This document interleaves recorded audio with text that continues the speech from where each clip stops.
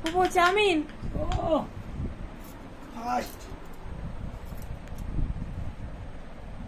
ওহ কি চাউমিন খাওয়ার চোট, কি চাউমিন খাওয়ার চোট।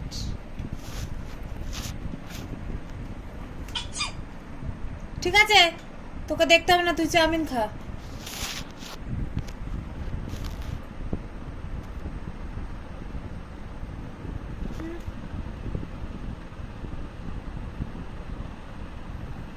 পা দুটাকে কি সুন্দর করে নিয়েছে, করে নিয়ে চাউমিনটাকে খাচ্ছে।